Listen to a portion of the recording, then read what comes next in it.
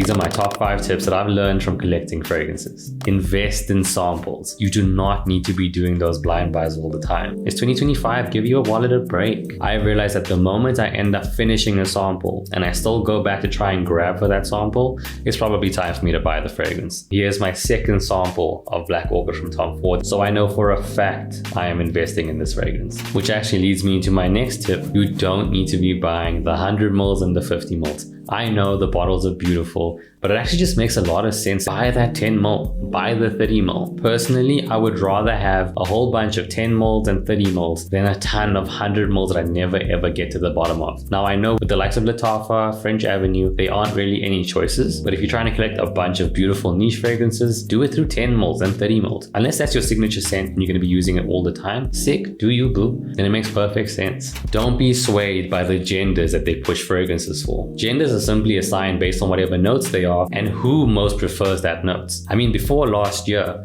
most men didn't even wear vanilla fragrances, nor did brands push vanilla and gourmand fragrances to men.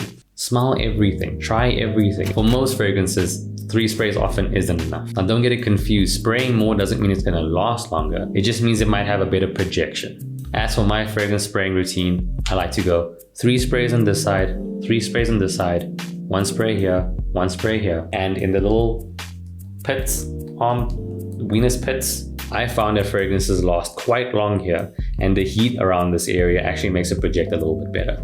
Always test on skin. Unless you have skin sensitivities and you can't actually spray fragrances on your skin, don't do it, you'll get eczema. Spelling it off the tester papers will not give you an accurate depiction of how it will smell on you. The acidity level on our skin actually makes the fragrances smell different. The temperature of our skin makes the fragrance smell different. Spray it on your skin, give it some time, and see how the dry down is. It's gonna be different from person to person.